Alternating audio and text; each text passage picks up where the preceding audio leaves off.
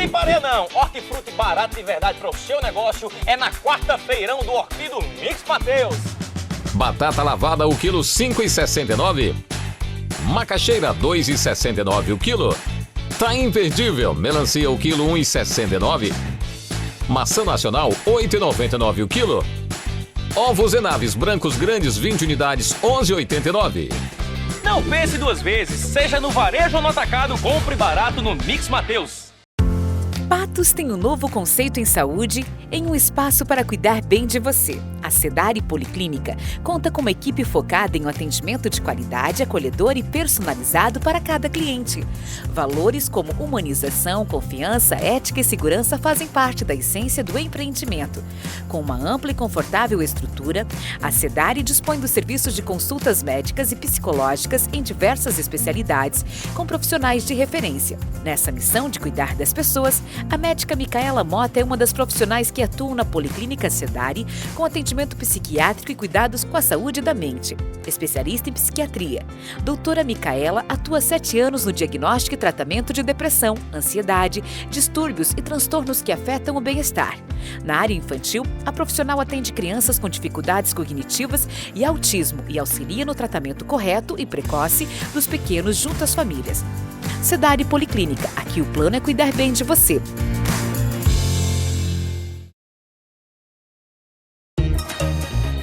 Olha só, não é qualquer curso, tem um método. É uma mega experiência. Olha quanta gente aprendeu aqui. Ouvindo, falando, lendo, escrevendo. E você ainda pode assistir a mesma aula aqui no CCAA online. Lembra?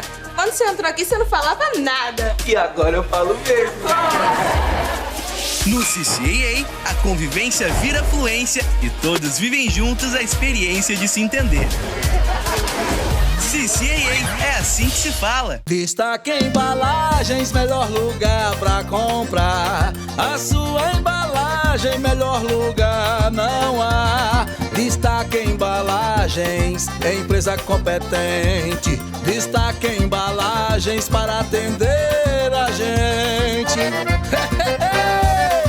Destaque Embalagens, líder do mercado de embalagens e temperos e alho em todo o Nordeste.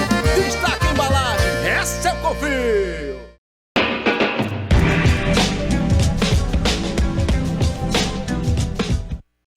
Bom dia, boa tarde, boa noite, boa madrugada, aqui é o professor Deusimar Dias. Estamos começando mais uma edição do programa Funes Cultural, uma parceria da Fundação Hernando Sátero com a TV Sol e a Rádio Tabajara. Já são 4 anos, gente, desse programa que virou uma referência, quase 150 horas de material gravado sobre história, cultura, educação e o cotidiano aqui da cidade de Patos, do sertão da Paraíba e do Nordeste brasileiro. Seja muito bem-vindo, seja muito bem-vinda. Programa de hoje super especial. O nosso convidado, ele está agora lá em Natal, capital do Rio Grande do Norte, e um programa muito especial hoje com o artista plástico e professor de artes, Vanderberg Medeiros. Seja muito bem-vindo, Vanderberg, ao programa Funes Cultural. Um prazer recebê-lo nesse espaço de debate, de discussão sobre arte, cultura, educação e cotidiano. Nós tivemos a oportunidade de se conhecer lá na Fundação Hernando Sátero, no evento sobre os bibliófilos, e foi muito bom conhecer você, conhecer seu trabalho. Então, seja muito bem-vindo ao programa Funes Cultural de hoje. Boa tarde, Deusimar, boa tarde a todos e a todas.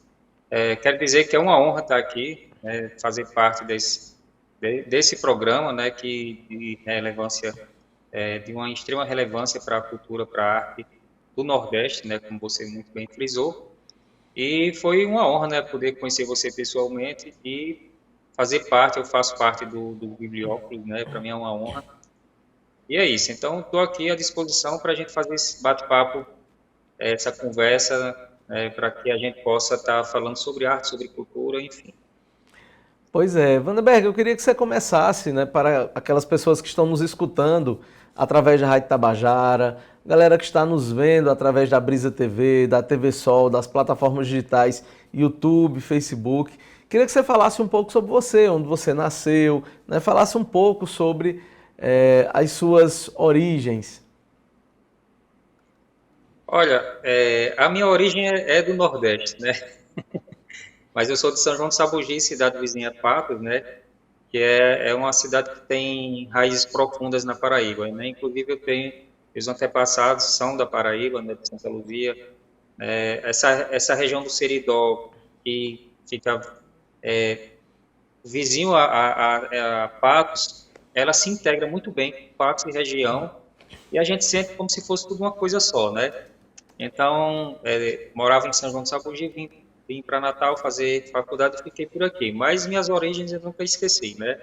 Então, quem conhece meu trabalho sabe que minha matéria-prima é o sertão, inclusive tem inúmeras obras, né, com a cidade de Patos, que eu ando tirando fotos, né, onde eu vou tirando fotos, porque essas fotos elas servem de referência para depois eu ter minhas inspirações das minhas obras. Então, é isso, eu tenho essa origem sertaneja, né, e moro na capital, mas o sertão não saiu de mim.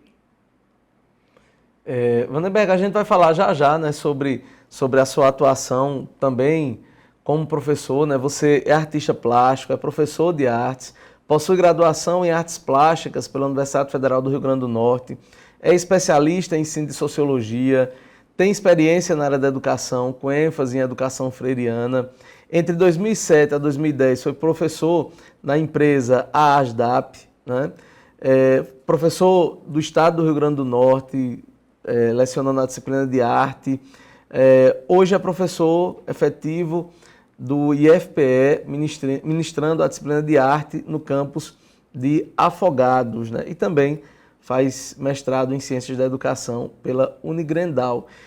Antes da gente falar um pouco sobre a tua carreira docente e as conexões entre a tua atuação artística e o teu trabalho como professor, eu sempre faço essa pergunta para os convidados, e é uma espécie de pergunta padrão aqui, sobre o início artístico, né? Quando foi aquele momento, né, que você percebeu que aquela brincadeira, né, de desenhar carros poderia te levar para um outro universo, né? Porque a arte, a gente percebe que a arte ela está presente desde cedo na vida de todo mundo, né? Então, quando você pega alguma coisa que marca, seja na parede, a criança faz muito isso na parede, no sofá, né? Então, assim, a arte ela está presente desde o início mesmo da nossa vida. Mas no teu caso, assim, qual foi aquele momento de transição? Quando é que você percebeu, assim, de que, opa, isso aqui pode virar algo diferente? Olha, Deus, você fez uma colocação aí perfeita, né, sobre a arte e presença na nossa vida. Eu digo que eu já nasci artista, né, porque eu nasci numa família de artistas, de pais artistas, de tios, enfim, isso tá no DNA. E eu comecei, aos 5 anos de idade, eu comecei a desenhar e nunca mais parei. E quando eu descobri que dava para viver de arte, que eu era artista, me posicionei como artista, já foi na adolescência, né? Quando eu comecei a vender meus primeiros trabalhos, que a princípio eram trabalhos que eu fazia para universitários, né? Não existia impressora fácil naquela época, né? Quando eu era adolescente. Então, vinham os universitários com os trabalhos acadêmicos para eu fazer as ilustrações, fazer cartazes. E daí eu já comecei a ganhar dinheiro com arte, né? Então, eu tinha uma formação autodidata e eu comecei já, transição da adolescência para a fase adulta, comecei a pintar minhas telas, mesmo não tendo material adequado, eu improvisava e já vi as telas, né? Em Caicó. E a partir daí eu não mais parei de pintar, né? Mais agregando conhecimento até chegar a fazer a universidade, né? Fui cursar artes plásticas. E sobre essa questão da arte, da necessidade da arte, como está presente na nossa vida, porque ela já faz parte da nossa vida, né? Assim como a escrita, a linguagem de modo geral, né? A arte está na área de linguagens. Então, você falou uma coisa certa aí, que quando uma criança, antes dela ser alfabetizada, ela já faz suas graturas, né? Aqueles desenhos, aqueles rabiscos, ela dança, ela canta, ela batuca, né? Então, a arte, de modo geral, estou falando aqui em várias linguagens artísticas, né? Ela está presente na humanidade desde a pré-história, né? Quando você vai ver lá nos primórdios, a humanidade já pintava, já esculpia, já fazia instrumentos musicais, já dançava, já tinha suas músicas. Então, o que a gente precisa enquanto sociedade é se apropriar desses códigos, né, dessa gramática, eu vou falar aqui no caso das artes visuais, né, que é a minha área, a gente tem a necessidade de se apropriar desses códigos visuais e se alfabetizar visualmente, porque a arte ela é uma experiência humana, ela está presente em tudo, né, desde as formas, tudo que a gente faz, desde quando o ser humano começou a inventar objetos, que ele coloca uma intenção estética nesse objeto, não é só a funcionalidade, é também a questão da estética. A gente escolhe um objeto não é só pela funcionalidade, é pela estética, né? Eu estou usando esses óculos aqui porque eu achei que ficou legal em mim. Então, alguém pensou isso artisticamente. O projeto inicial é um design, né? Então, ela está presente em tudo. E a gente se expressa muito através da imagem. Então, é uma experiência humana. Todas as culturas pelo mundo, elas se comunicam visualmente. Bacana, né? Tem inclusive uma conexão muito forte, né? Você falando da questão da linguagem, tem uma conexão muito forte com a filosofia, né? Porque liga a estética, inclusive, né? Qual é a tua impressão? Pode ficar à vontade. Não, pode concluir. Estou confirmando. Qual é a tua impressão hoje, né, como professor? De acordo com a tua visão, Vandenberg, as pessoas estão mais interessadas pelo mundo da arte? Qual é a avaliação que você faz em relação a isso? Olha, eu acho que estão sim mais interessadas, porque a internet ela trouxe muita coisa nova, ela possibilitou acesso ao conhecimento, né, a arte, a cultura, né? Antes você tinha que estar em loco, mas hoje você pode estar à distância. Então, as pessoas estão mais interessadas, né? A gente tem, por exemplo, os institutos federais é uma forma que levou a arte levou a educação, né? E junto com a educação, dentro da educação também está a arte. Então, interiorizou mais, né? Mas, infelizmente, a gente ainda é um país muito desigual. A formação em arte, ela é desigual pelo país, porque, por exemplo, quando uma cidade não tem um instituto federal, você vai ter ali, obrigatoriamente, alguém de arte lecionando arte. Mas isso não se estende à rede pública como um todo, e até mesmo à particular. Cidades do interior que, na rede privada e na pública, quem vai lecionar arte ainda são professores de outras áreas, porque a gente não tem profissionais suficientes para preencher esses quadros, né? Uma vez que os cursos de arte, de formação de arte, eles são nas capitais. E nem sempre é atrativo para alguém sair da capital e trabalhar no interior. E muita gente vai e fica pela capital, constrói uma vida lá e não volta. Então, a gente tem esse déficit. Mas nem tudo a gente não vai ficar se queixando, isso não é uma queixa, isso é constatando, né? Mas a gente está em construção e a sociedade se constrói assim, né? Patamar por patamar. Mas a gente teve muitas conquistas, né? E eu acho que está tendo, sim, uma valorização da arte como um todo. A gente vê isso muito nas redes sociais e na vida cotidiana, né? A gente tendo mais consciência do que é arte, tendo mais consciência de muitas coisas que antes não se tinha, né? E tendo acesso também, embora que virtual. Como você é da área da educação e tem uma inspiração freiriana, né, também, eu vou te fazer uma pergunta. Eu vou te fazer uma pergunta até um pouco mais utópica, né? Um pouco mais apaixonada, né? Mas fala-se muito, né, sobre o processo educativo, né? Nós que somos professores, nós escutamos muita coisa relacionada à nossa profissão. Vivemos um processo de desvalorização social, ataques, né? E a pergunta que eu vou te fazer é para um professor artista, né? Eu acredito que todo professor é um pouco de artista também. No seu caso, você é um professor, artista e artista. A educação, para você, ela continua sendo uma fonte de inspiração? Sim, a educação, ela não. A gente tem um pouco de utopia, eu acho que todo mundo tem um pouco de utopia, né? Senão a gente se desesperaria. Mas a educação, ela é. Desculpa, deixa eu reformular aqui as ideias.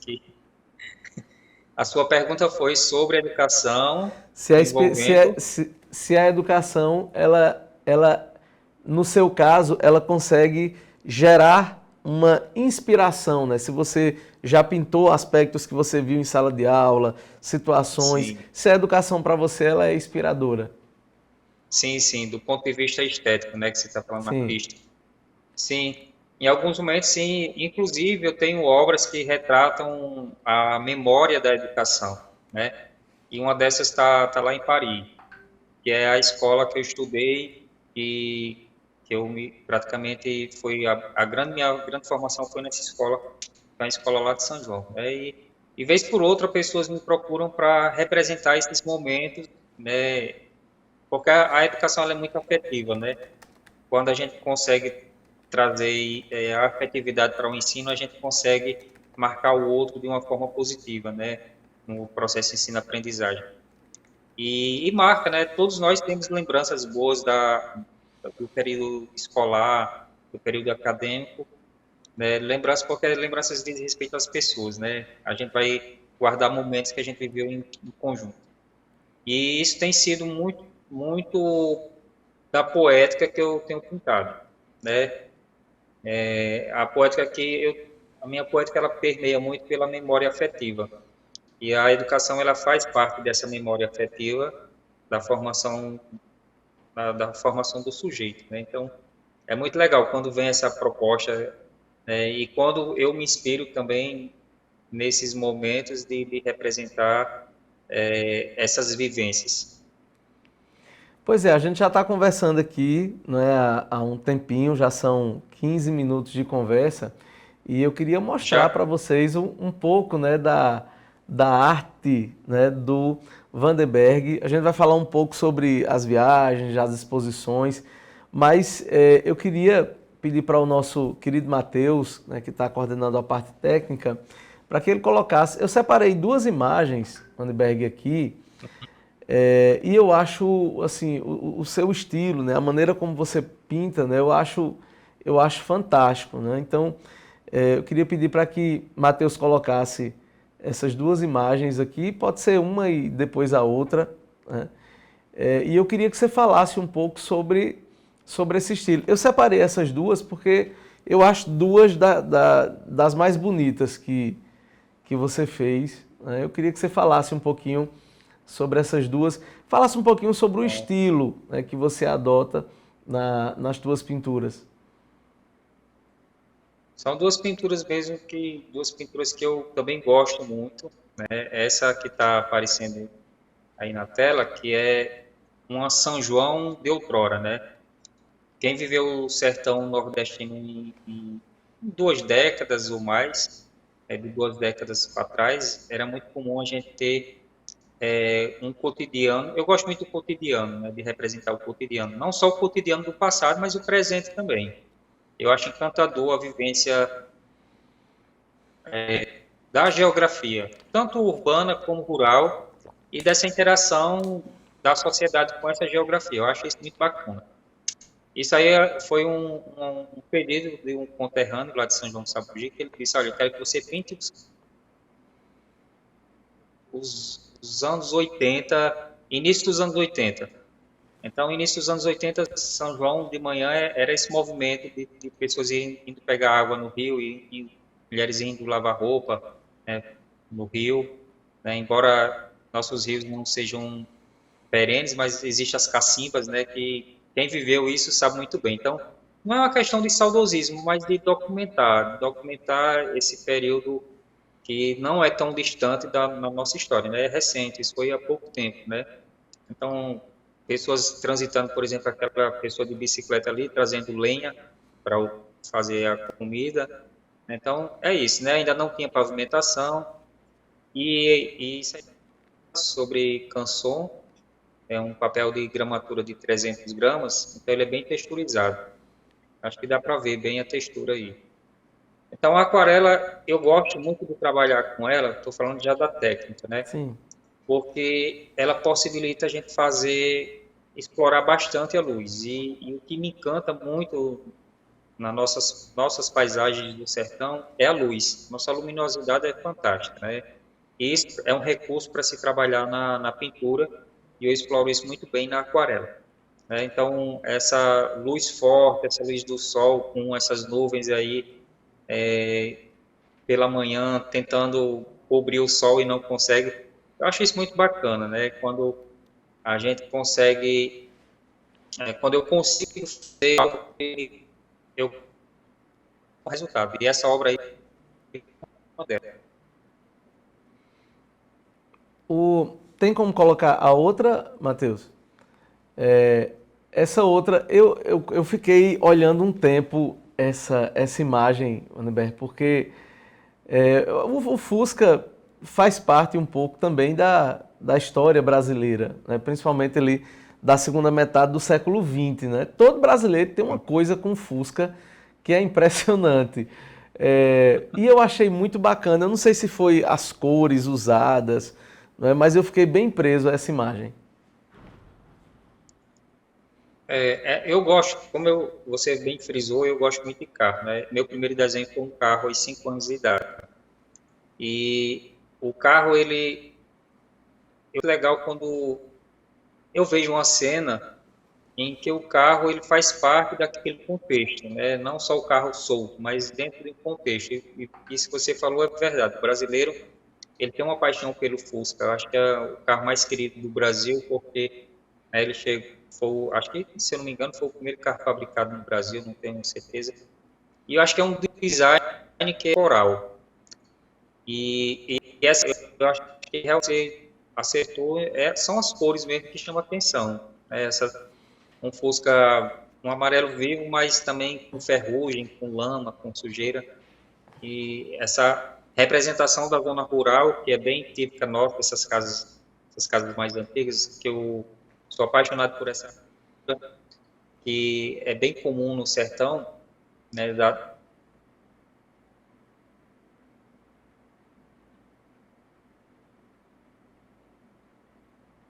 no meio da caatinga é verde, né, provavelmente tempos de chuva, mas a poeira não deixa de existir, né, continua, mesmo chovendo, aí está um período sem chuva que a poeira está subindo. Então, essa coisa da paisagem, intervenção humana, eu acho isso muito legal, porque o mundo é biológico, né, a gente está em constante interferência, dialogando com a paisagem uns com os outros, o mundo do trabalho, a cultura, as manifestações artísticas, culturais, religiosas. Isso é minha matéria-prima na pintura. Eu acho bacana, eu escutando você falar sobre a parte de construção, né, do quadro, e eu acho interessante porque as pessoas elas acham que é só sentar e pintar, né? E que a pintura ela é objetiva e que quando você olha uma determinada imagem que está ali no quadro, aquela imagem ela mostra tudo o que você tem para ver. Quando na verdade é diferente, né? Quando você falou da poeira que não está no quadro, quando você falou da primeira imagem que nós exibimos, né? Daquele contraste com o sol que não consegue cobrir todo. Então são aquilo que cabe apenas ao artista, né? Muitas vezes apenas o artista tem acesso a essas camadas da obra. Isso e o legal também é que a interpretação ela é subjetiva, né? Vai fazer a leitura de acordo com a bagagem. E como você bem frisou, a arte, a obra ela não se restringe à produção do material, né, de você estar em contato ali com o material produzindo, mas ela é uma pesquisa. Né? Muitas das coisas que eu vou pintar, às vezes eu passo meses pesquisando, tanto de imagens, quanto também na oralidade, às vezes em livros, porque eu tento ser o mais fiel possível àquela realidade. Por exemplo, essa de São João, eu não precisei perguntar muita coisa, porque eu era criança, eu via isso, né? as pessoas indo no rio, inclusive eu fiz isso, né, de rio para abastecer box. Então, aí vem essa questão da subjetividade, né, que a obra deixa de ser minha a partir do momento que eu coloco ela para o mundo, né, que cada um vai ter sua interpretação, né? Então, isso é muito legal, isso é muito rico, né? A obra de arte tem esse poder de dar inúmeras interpretações e fazer cada um ver alguma coisa que faz parte que, na verdade, a gente vê aquilo que a gente tem carregando conosco, né? O que a gente carrega, a gente vê na obra. Vandenberg, de você apresentar um quadro, né, para alguém, ou até numa exposição mesmo, e alguém ter uma interpretação totalmente diferente daquilo que foi a tua intenção, e aí como é que foi tua reação? Eu deixo, eu não tiro, a não ser que a pessoa pergunte o que eu quis dizer, mas se ela não perguntar, eu não digo, porque é isso, eu não quero quebrar esse encanto que a pessoa teve, né? E é aquilo que eu falei, ela deixa de ser minha a partir do momento que eu boto ela no mundo. Quando eu venho dizer, não é isso, eu estou sendo rígido com o espectador. O espectador, a obra só existe diante do espectador. Então, é interessante, eu acho até interessante quando vem alguém com uma interpretação que não tem nada a ver, e às vezes eu vou e paro, e não é que é verdade, a pessoa tem razão? Poderia ser isso. Sim, poderia ser também, né? Eu queria te fazer uma pergunta, Vandenberg, que aí eu não sei se é uma pergunta que cabe uma resposta objetiva, mas assim, o artista plástico, ele vive de sua arte, vive da sua pintura, né? E assim, tanto se recebe encomendas como se produz para exposições, né? No teu caso, assim, o que é que te motiva mais assim para você produzir, né, uma obra, aquilo que vem de uma inspiração natural sua, ou de repente uma encomenda que você recebe, ou as inspirações elas são as mesmas? Como é que você lida com essa relação, né, de produzir um quadro baseado em alguma inspiração que não é tua, né, de que alguém pediu aquela encomenda, ou de uma paisagem, de uma determinada coisa que é uma inspiração individual? Boa pergunta, cabe sim. As duas coisas são instigantes, né? Eu gosto quando alguém vem com uma proposta, mas geralmente quando alguém vem com uma proposta, eu tenho minha liberdade artística, né? Até porque eu não faço copo. Se alguém me pedir para fazer recentemente eu tive uma encomenda de uma casa de fazenda aí próximo de Passo, na zona rural de São José do Espinharas.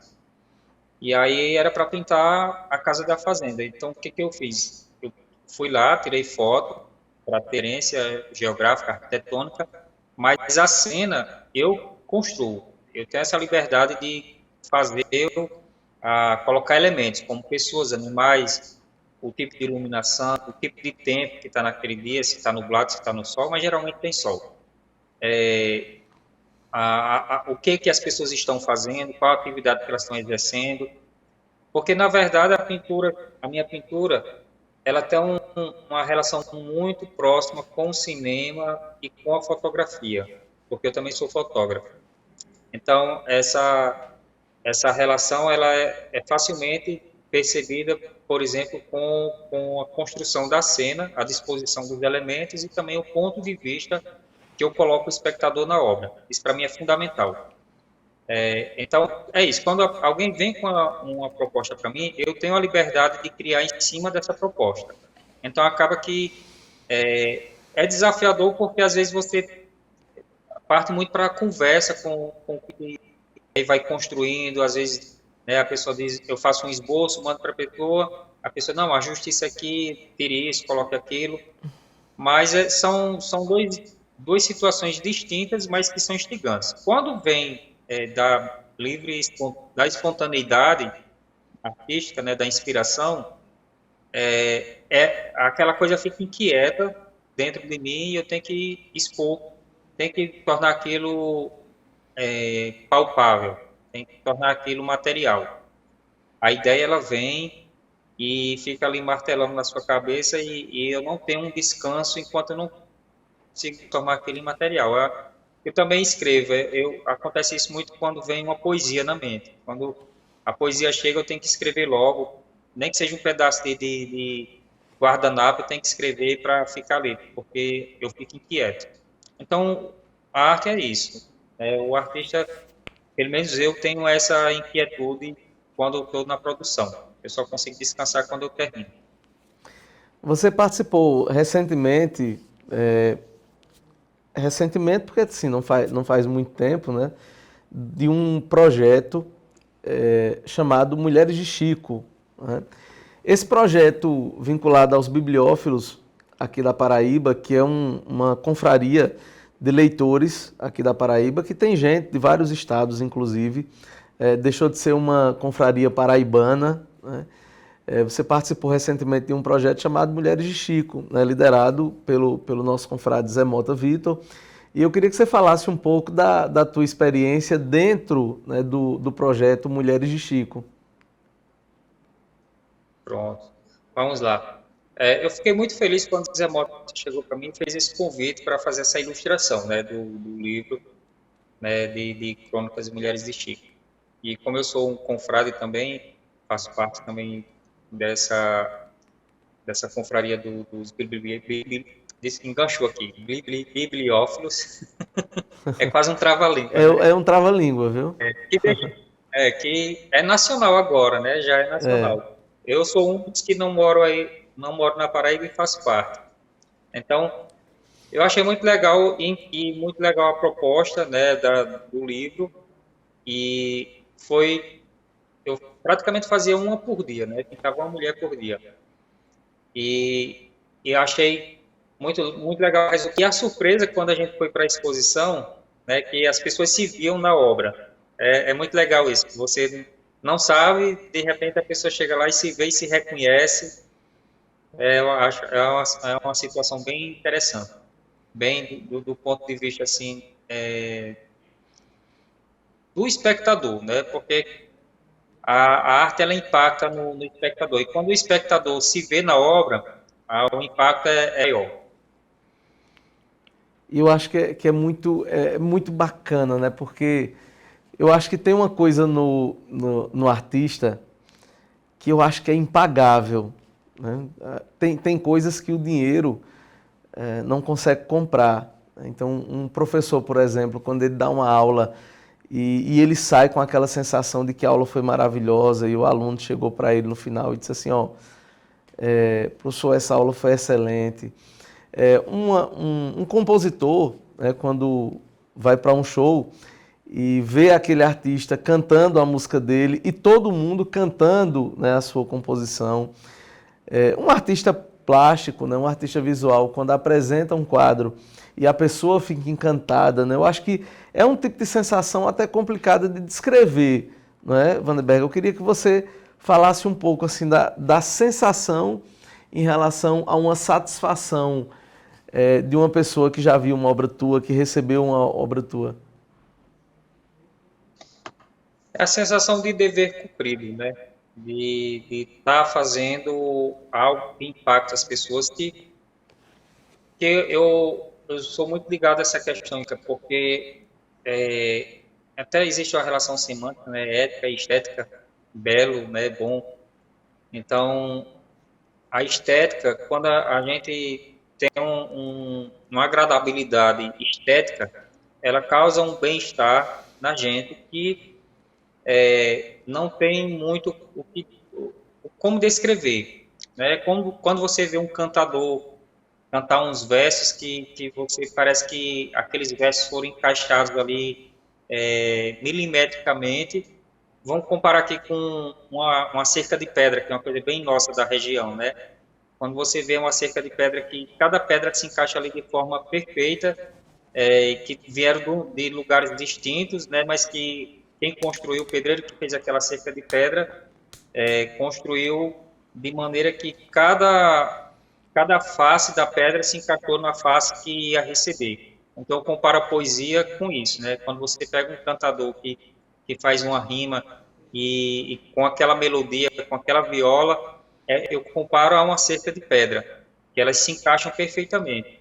Então, isso causa uma agradabilidade estética na gente que afeta a alma, né? Essa essência que nos afeta. Então, com a obra de arte é a mesma coisa. Quando você consegue impactar o outro, que é aquele sentimento estético é atingido, um êxtase na alma da gente, do espectador, no caso, você sente que você cumpriu o seu dever como artista, né? Que é levar o belo à população, é levar o belo ao espectador. Bacana. Você está acompanhando o programa Funes Cultural, que é uma parceria da Fundação Hernando Sátiro com a TV Sol e a Rádio Tabajara, recebendo hoje o queridíssimo Vandenberg Medeiros, artista plástico, ele que tem uma produção artística fantástica, já ele vai divulgar inclusive as redes sociais. Então quero aproveitar e mandar um abraço para você que está nos vendo através da TV Sol, da Brisa TV, das plataformas digitais, YouTube, Facebook. Você que está nos escutando através da Rádio Tabajara, muito obrigado por essa audiência. 4ª temporada do programa Funes Cultural, que é uma parceria da Fundação Hernando Sátiro com a TV Sol e a Rádio Tabajara. Eu queria que você falasse, Vandenberg, agora um pouco, você já levou as suas obras para fora do Brasil, inclusive, né? Eu queria que você falasse um pouco da tua experiência internacional. Pronto, falo sim. Mas antes eu queria só saber se era possível apresentar uma pintura que eu fiz aí de patos, tem 2 do mercado, mas é a mais recente do mercado. Se fosse possível apresentar aqui para eu comentar sobre, eu ficaria muito honrado. Tem o nome dela? Que a gente Deixa eu ver se eu... Tem sim, tem um nome. Tem uma que é a última, deixa eu ver se eu lembro aqui. Não sei se é a Esquina do Mercado. Eu acho que é a Esquina do Mercado, se eu não me engano. Enquanto isso, está lá no Facebook, no Instagram, você vai achar. Enquanto isso, eu vou falando sobre a experiência, né? Sim. Olha, a experiência de expor fora do país, de levar a minha arte para fora do país, em especial para o Louvre, é uma experiência indescritível, né? Enquanto artista, a gente sente que conseguiu atingir um objetivo na carreira que é de reconhecimento. Então, no início da minha carreira, acho que todo artista sonha acho que todo mundo sonha em conhecer o Louvre, né? E todo artista sonha em expor num lugar que nem o Louvre. Então, a satisfação e o momento de agradecimento é muito grande, né? De você saber que você conseguiu conquistar esse espaço e que você conseguiu ter esse reconhecimento. E o legal também é você ver que as pessoas estão vibrando com você. E isso é muito bom. Eu agradeço demais a todo mundo que vibrou junto comigo, que torceu, que, enfim, não só familiares, mas pessoas de diversas cidades, né, inclusive de Patos, cidades da minha região como um todo, que vibraram com essa conquista, né? E quando você está lá num outro país, com outra cultura, com contato com pessoas do mundo todo, falando com você e falando sobre a sua arte, né? E você também tendo contato com artistas de outras partes do mundo e poder ter essa troca, que é muito rico, né? A gente nunca está pronto e acabado, nem como ser humano e muito menos como artista. Estamos procurando aqui, viu, a obra. O título é Esquina do Mercado, Vandenberg? Se eu não me engano, Tá no seu Instagram, né? Tá no Instagram. Acho que no Facebook vai ser até mais fácil de achar, que tem menos coisa. Então, eu queria, enquanto a gente procura a imagem, eu queria que você falasse um pouco também sobre o trabalho.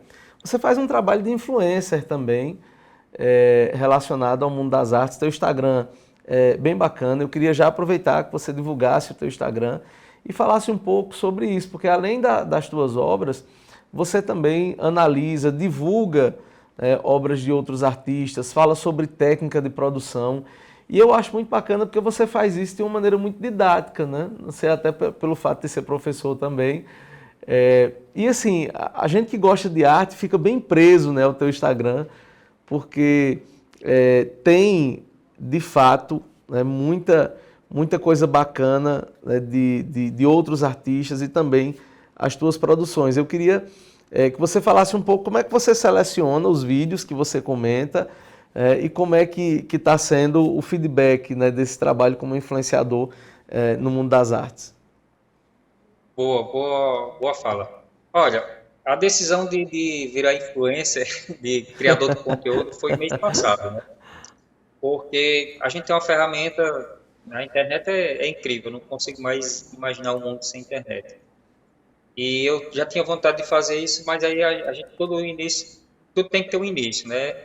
E eu disse, não, desse mês não passa, eu vou usar o Instagram para levar conteúdo para as pessoas, porque é uma forma de estender, não só na sala de aula, e aquele grande público que não está em sala de aula, né? E muito a pedido, as pessoas me procuram muito para tirar dúvidas, né? Até pessoas de fora do país me procuram, às vezes, pelo Instagram para tirar dúvidas sobre arte. Eu disse, não, eu vou começar a falar sobre arte e comunicar sobre arte nesse canal que de acesso e atinge um público muito grande, né? E aí meu Instagram ele começou a ganhar, eu comecei a ganhar mais seguidores, né, e atingir mais contas cada vez mais. Então a seleção acontece muito por pessoas me indicam, pessoas dizem, olha, esse artista aqui, né, veja esse trabalho aqui, eu vou salvando lá para depois ir fazendo o remix.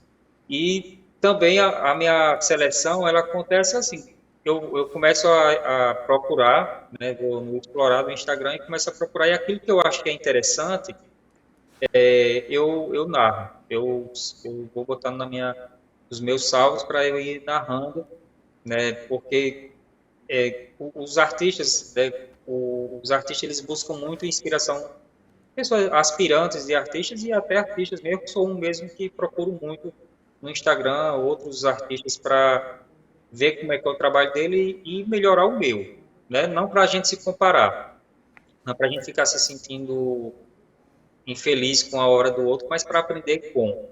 E esse feedback tem sido muito positivo das pessoas, tanto mandando vídeos para mim, como também dando feedback que está gostando, que está acompanhando, que está, enfim, já tem uma audiência considerável. Isso é muito bacana, porque a gente vê que a gente está conseguindo levar a arte para mais pessoas. A gente, enquanto artista, enquanto professor, eu sinto essa necessidade de que chegue a cada vez um número maior de pessoas. E o Instagram é perfeito para isso. E aproveitando para deixar meu arroba, né? Meu Instagram é @vandeberg_medeiros_arte, o arte sem E no final, só até o T, arte. Achamos aqui, ó, já achei, e realmente é algo bem bacana.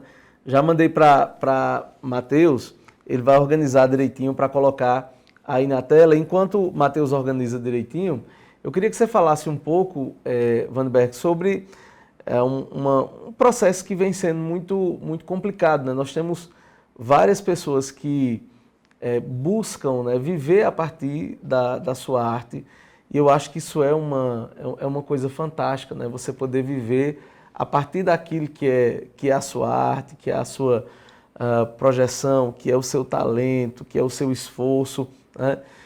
Só que tem muitas pessoas que estão vivendo uma dificuldade em relação a isso e terminam desistindo, né?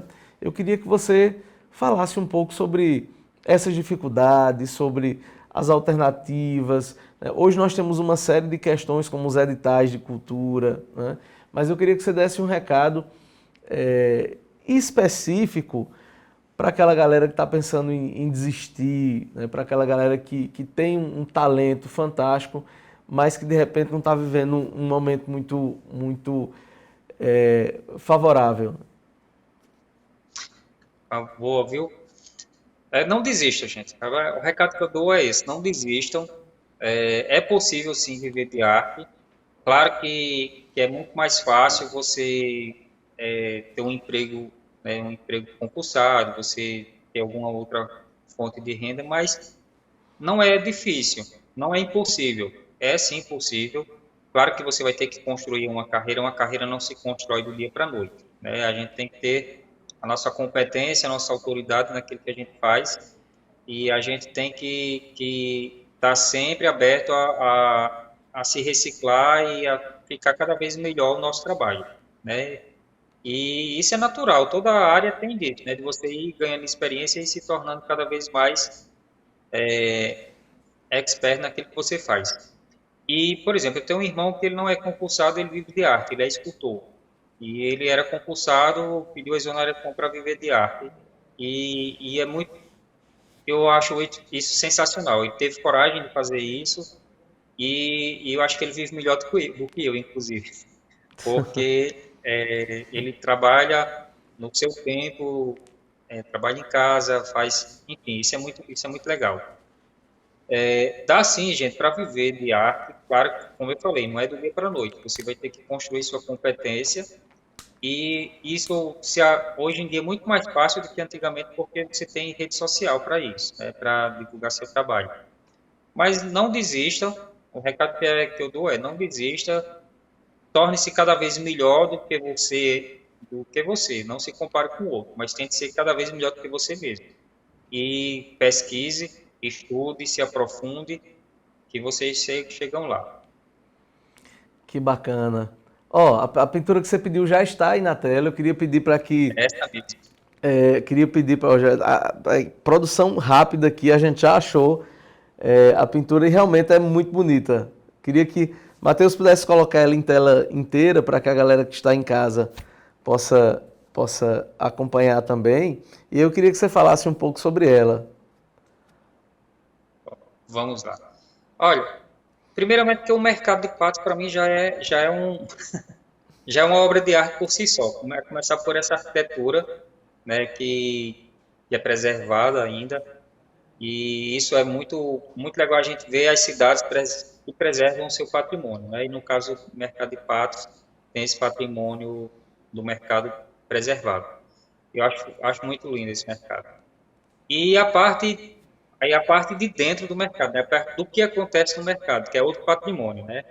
A feira, né? Como diz Gessie Quirino, as catrevagens de fim de feira, essas coisas do Nordeste estão todas aí, né? Você tem de tudo que é tradicional de uma feira nordestina, você encontra no mercado de patos. Então, isso já é outro elemento que não está totalmente representado aí, mas está de forma implícita, né? Quem conhece o mercado sabe o que tem dentro. Então, e esse grande movimento que tem no entorno do mercado de patos, né? De pessoas, de carros, de pessoas de todas as regiões da Paraíba, do Pernambuco e do Rio Grande do Norte passam por aí, né? As pessoas que vão subir a Serra de Teixeira, os transportes que ligam às cidades e os mototáxis, né? Tem inclusive uma pessoa aí andando, uma mulher andando de lado numa moto, provavelmente mototáxi. E essas vendas de comida que tem do lado de fora do mercado, né? Tem uma barraca ali de bugiganga também. Então, isso tudo, como eu falei, o cotidiano, ele me encanta. E, como eu falei anteriormente também, não é só o que era do passado, o que é do presente. Então, isso é uma coisa muito contemporânea, né? Que você tem aí carros antigos, mas você também tem carros atuais. Você tem, por exemplo, um EcoSport aí estacionado. Você tem uma Fiorino, essa Fiorino que sempre está em frente a essa loja aí. E esse colorido dela me chamou a atenção. Ela não... os elementos que estão aí não estavam 100% no dia. Por exemplo, esse EcoSport não estava, mas a Fiorino estava. E como eu vejo que ela estava sempre lá em frente à loja, eu disse, não, vou colocar. Então, fui colocando. Esse Fiat Uno verde, ele não estava, eu coloquei. Essa pessoa na moto, essa mulher na moto, ela não estava, eu coloquei. Então, as outras pessoas, o outro Uno, o motoqueiro de camisa verde, as pessoas atravessando na faixa, eu não coloquei. Então, aí a gente já vê que é o iníciozinho de tarde, né? Pela disposição do sol, a gente vê que é o iníciozinho de tarde, né? Passando aí do meio-dia. E aí essas sombras que projetam, né, que essa fachada do mercado, ela projeta, ela dá são elementos que a gente vai, na pintura a gente estuda esses elementos e que eu utilizei como construção da imagem em si, né? As fachadas também das lojas. Então, cada elemento desse, por exemplo, os fios também, tudo isso é elemento que vai compor a obra. E aí eu vou, como eu disse, é uma pesquisa, né? E o sol é tão forte, né? O sol da região é tão forte que você vê mesmo na parte da sombra ali, dessa entrada principal do mercado, ela é iluminada, porque tem uma luz que bate no asfalto e rebate, né? E ela vem de baixo para cima, a luz do sol que bate no chão e reflete de baixo para cima. Então, você tem uma sombra iluminada. Então, todos esses elementos, quando eu vou construir a imagem, eu vou observando. Tem uma outra obra de Patos que eu fiz também, que foi a primeira cavalgada, que foi Padre Joácio que fez, que eu fiz uma pintura, e eu não estava presente na cavalgada, mas eu vi pelo YouTube e pelas redes sociais, eu disse, não, isso aqui merece ser documentado, e fiz também uma obra que eu acho que me marcou muito. Como eu falei, esse cotidiano, essas manifestações artísticas, religiosas, culturais, elas me atraem muito para ser matéria-prima para a minha obra. Eu acho que o desafio do artista visual hoje é muito maior do que antes, Manneberg, ou não, enfim, eu queria que você opinasse sobre isso. É porque hoje nós vivemos uma banalização da fotografia, né? Então, os celulares, eles estão cada vez mais modernos, né? Você faz uma fotografia e aí, para que haja uma publicação daquela fotografia, você tem 10, 12 imagens daquela mesma paisagem, seja ou do seu rosto, enfim. Então, o celular meio que banalizou, né, a imagem. E, diferentemente do valor de uma fotografia no século XIX, por exemplo, final do século XIX, né, início do século XX, né? Então, eu acho que o desafio do artista visual hoje é muito maior, né? Você passou ali 5 minutos, né, falando sobre uma imagem e como a gente ficou preso, né, a essa tua explicação, aos detalhes. Como é que você enxerga isso, né? Hoje em dia todo mundo tem acesso a celular, a fotografia. É mais complicado, de fato, para o artista visual prender esse público? Eu acho fantástico.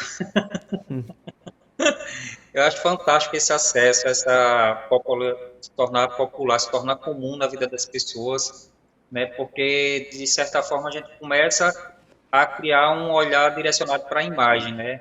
E indiretamente para a arte, né? E se torna cada vez mais presente na vida das pessoas, e a gente vai ver que, por exemplo, as gerações mais novas, elas não têm receio de ficar em frente a uma câmera, de falar, de ser fotografado. Nossos avós, por exemplo, eles ficavam travados, pais e avós, eles ficavam travados em frente a uma lente. E até para tirar foto, imagine para falar. Isso aqui que a gente está fazendo, essa conversa, tem gente que não tem coragem de dar uma entrevista porque fica com a timidez em frente à câmera, né? Então, eu acho isso sensacional. Eu acho que, inclusive, deu um salto de qualidade na arte. A fotografia, quando ela surgiu, diziam que era o fim da arte.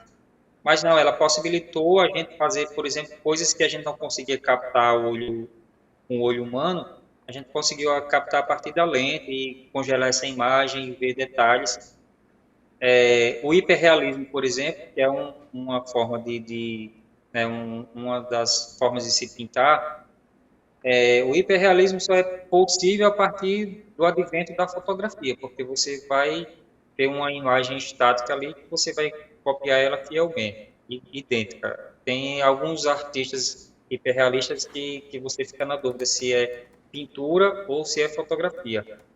Então, eu acho que isso acaba despertando um interesse maior pela imagem, né? Pessoas que eu conheço que não têm nenhuma formação de fotografia, mas que já tem um senso estético muito apurado por causa do uso do celular. Da mesma forma que eu acho, por exemplo, que não foi tocado aqui nesse assunto, mas eu vou trazer, que é a inteligência artificial, ela não vai por fim à arte, ela é uma ferramenta poderosa para a arte. Então, daqui para frente, a arte ela vai tomar um novo rumo a partir da inteligência artificial.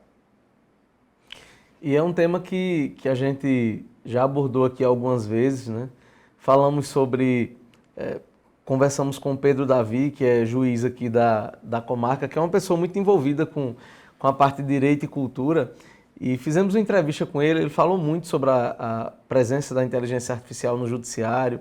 Conversamos com o fotógrafo Glauber Alves, que é um profissional fantástico, ele falou também sobre essa presença da inteligência artificial. É algo que não tem como a gente fugir disso, né? Eu até coloco assim, pode ficar à vontade. Eu disse, não tem mais volta. Não tem mais volta. E a minha preocupação é que eu acho que o público ele tem que saber que aquela imagem ela é gerada por inteligência artificial. Então a grande questão hoje é como você criar determinados mecanismos que façam com que as pessoas entendam que aquilo ali é uma produção vinculada à inteligência artificial. E eu também não sei como é que vai ser, como é que os artistas eles vão se portar diante desse novo cenário, né? Então é algo que a gente vai acompanhar isso, vendo essas transformações, né? O novo assusta, né? Tudo que é novo assusta e causa impacto.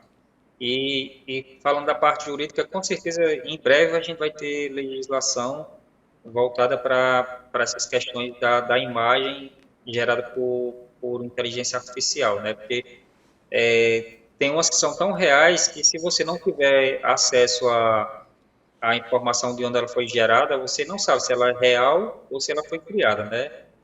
Então, e ela vai se popularizar, ela vai se tornar presente na nossa vida muito mais rápido do que foi a internet. Sim, concordo, né? Wanderberg, nós somos frutos de uma galera que veio antes de nós, né? Eu queria que você falasse um pouco sobre as tuas inspirações artísticas, né?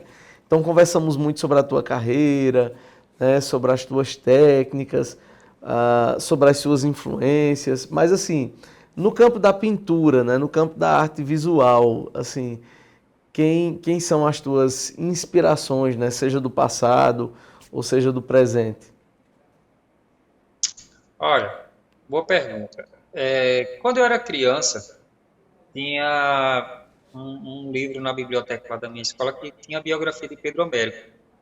E eu achei muito legal a biografia dele, né? E eu ficava sonhando em um dia ser artista também, que nem ele. Então, acho que foi o primeiro artista assim, que eu tive contato com a história dele, né, de um artista, né, de grande relevância. Lá na minha cidade, em São João do Saburi, tem um artista que também me inspirou muito, que foi Assis Marinho. É um artista que tem seu nome já, um artista reconhecido, e que tem um trabalho muito de trazer a temática do Nordeste. Então, essa temática do Nordeste, presente na obra dele, me inspirou muito. Aí os grandes artistas da história da arte global que me fizeram trazer, ter como referência, um foi Debré, que foi trazido na missão artística francesa para pintar o Brasil Colônia.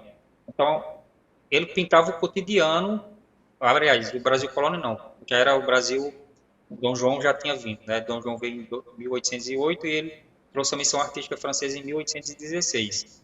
E Debré foi um desses artistas, Jean-Baptiste Debré, e ele pintava o cotidiano, que eu acho isso fantástico, essa coisa de você trazer, quando vai estudar a história do Brasil, naquele período você vê como era a cidade, como eram as relações de trabalho, né, trabalho escravizado, como eram as roupas das pessoas, como era a arquitetura. Então, foi documentado, né? E o que eu faço é muito parecido, é documentar o nosso tempo atual através da arte, né? Das pessoas, dos lugares, da geografia como um todo. Eu achei isso muito legal. Outros artistas que um movimento que tem muita influência no meu trabalho, é o impressionismo. Porque a primeira vez que eu tive contato com o impressionismo, me chamou muita atenção as cores e a luz. Então, toda a minha obra você vai ver que tem muita luz presente e a gente tem isso em abundância no sertão. Então, os artistas impressionistas têm uma grande influência no meu trabalho. E um artista francês, que é Julien Dupé, que tem uma obra que representa a vida rural da França dos 18, ou é 19, é 19 ou 18, estou na dúvida agora. Mas, enfim, é um trabalho sensacional porque ele representa os camponeses trabalhando. E isso tem muito presente na minha obra. Além do mais, não só pela poética, mas pela a forma como ele pintava, como ele trabalhava as cores. Eu tenho muita inspiração nesse artista e nos demais que eu falei, né? Então é isso. Eu acho que a minha formação como professor me ajudou muito em ter uma identidade na arte pelo estudo da história da arte. E esses elementos que eu trouxe aqui, eles foram fundamentais para me formar no artista que eu sou hoje. Embora inacabado, mas estou aprendendo ainda, estou em constante formação, mas esses são os principais. Que bacana.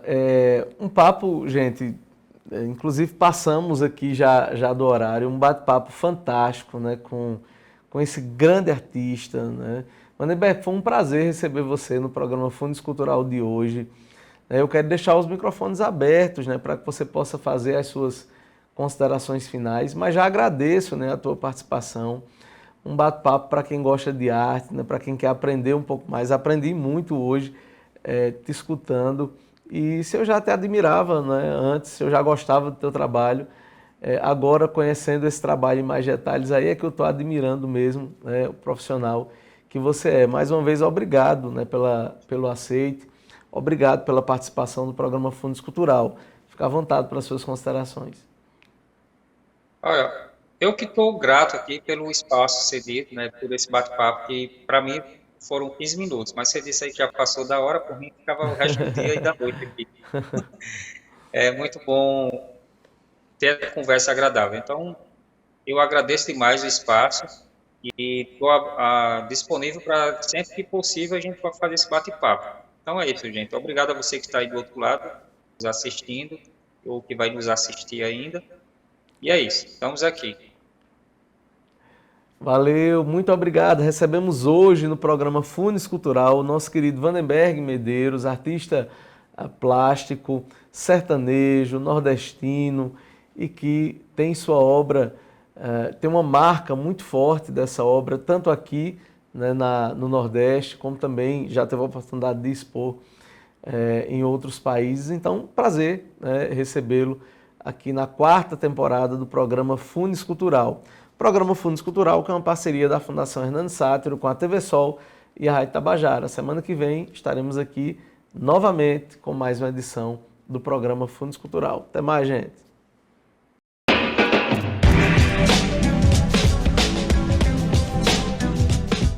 Aqui tem paredão, hortifruti barato de verdade para o seu negócio é na quarta-feirão do Horti do Mix Mateus. Batata lavada o quilo 5,69. Macaxeira 2,69 o quilo. Tá imperdível, melancia o quilo 1,69. Maçã nacional 8,99 o quilo. Ovos e naves brancos grandes 20 unidades 11,89. Não pense duas vezes, seja no varejo ou no atacado, compre barato no Mix Mateus. Patos tem um novo conceito em saúde em um espaço para cuidar bem de você. A Sedare Policlínica conta com uma equipe focada em um atendimento de qualidade, acolhedor e personalizado para cada cliente. Valores como humanização, confiança, ética e segurança fazem parte da essência do empreendimento. Com uma ampla e confortável estrutura, a Sedare dispõe dos serviços de consultas médicas e psicológicas em diversas especialidades, com profissionais de referência. Nessa missão de cuidar das pessoas, a médica Micaela Mota é uma das profissionais que atuam na Policlínica Sedare com atendimento atendimento psiquiátrico e cuidados com a saúde da mente. Especialista em psiquiatria.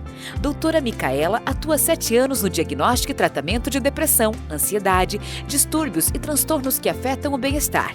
Na área infantil, a profissional atende crianças com dificuldades cognitivas e autismo e auxilia no tratamento correto e precoce dos pequenos junto às famílias. Cidade Policlínica, aqui o plano é cuidar bem de você.